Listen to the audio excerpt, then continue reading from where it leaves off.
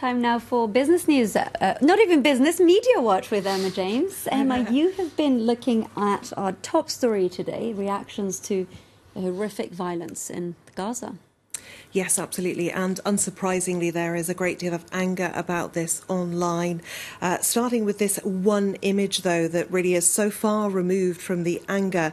A very peaceful scene on a beach involving a sand sculpture. It was created by a young man called Mohammed Abu Amma. And what it says, and notice there's a hashtag on the right-hand side showing that this is someone of the Twitter generation, a young person. What it says is, "I will return," because, of course, all this violence has been sparked by the Great March of Return. The reason I'm showing you that in particular is because Mohammed Abu Amma is actually one of the people who's been confirmed killed in today's violence. There is his photograph. A gifted artist, says Noor O'Day, a journalist, saying that he was among those shot and killed by Israeli snipers. Haaretz is reporting that international condemnation is starting to come in now, with Egypt, Jordan and the Arab League condemning Israel for the use of excessive force. Condemnation was certainly far quicker to come in on social media, as is often the case. The same diplomatic restraints do not apply. This gentleman saying unarmed Palestinians are being shot by Israeli snipers and suffocated with gas dropped from Israeli drones.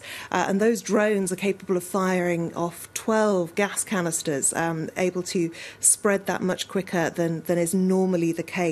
And as you can see, quite a few children appear to have been involved in today's injuries as well.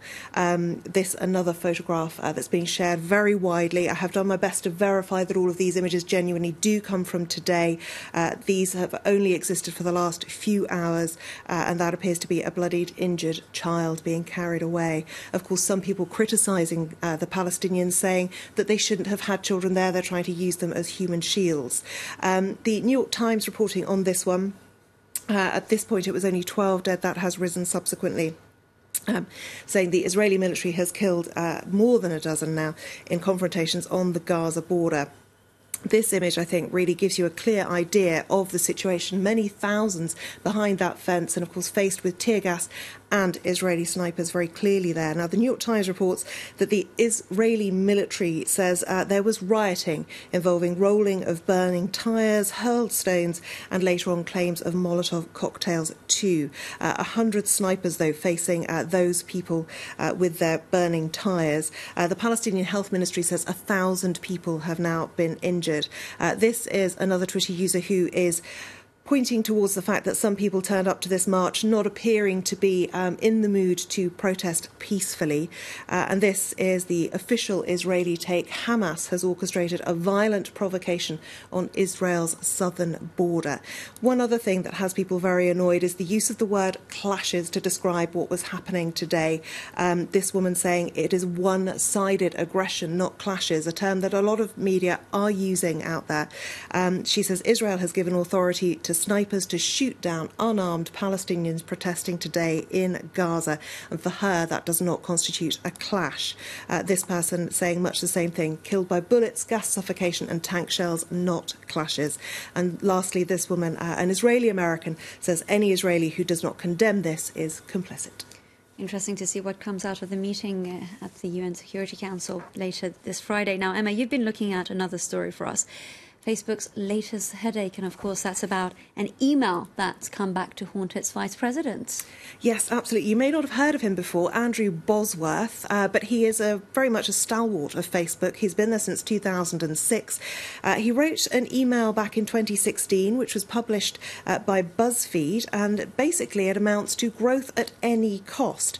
His views in this email are pretty heinous, I think it has to be said.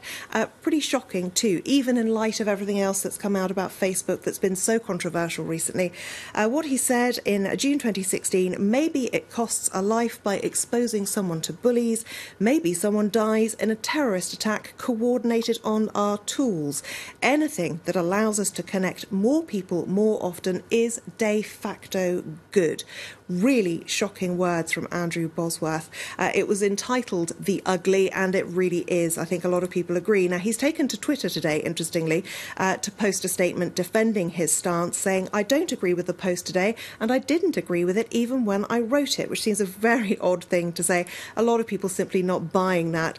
Maybe I'm missing something, but why would you write a memo you don't agree with, says this woman. Well, he replied saying it was intended to be provocative. He says that all of the controversy over it ensured in the ensuing debate actually helped shape their tools for the better. Hard to see how that could happen. Now, the interesting thing with this, though, and what makes it a much bigger story, is the actual time in which this was written, the context of this. It was written on the 18th of June 2016, 5 days before a French police officer in the town of Magnanville, close to Paris, was killed, and then his wife was murdered in her own home by a man who professed to be following the Islamic State group. He, after their murders, appeared on Facebook Live with bloodied hands with their still surviving child behind him, where he said, "I haven't decided what to do with this one." He then went on to say he wanted to encourage others to follow suit. That was 5 days before this email was written. Now, possibly Andrew Bosworth could have missed that. He lives in the US. He would not have missed the Orlando Pulse nightclub terror attack where 49 people were killed. That was 6 days before he wrote this email, and 1 day before it, a murder was caught on Facebook Live in Chicago. Now, you do start to wonder, is he callous? Is he ignorant? Or was this a calculated response to some very embarrassing moments for Facebook? Whichever that was, the controversy surrounding Facebook certainly continues. Emma James with Media Watch, and thank you, Brian Quinn, with our latest business news. That's it for us. Do stay tuned for more news coming up very shortly.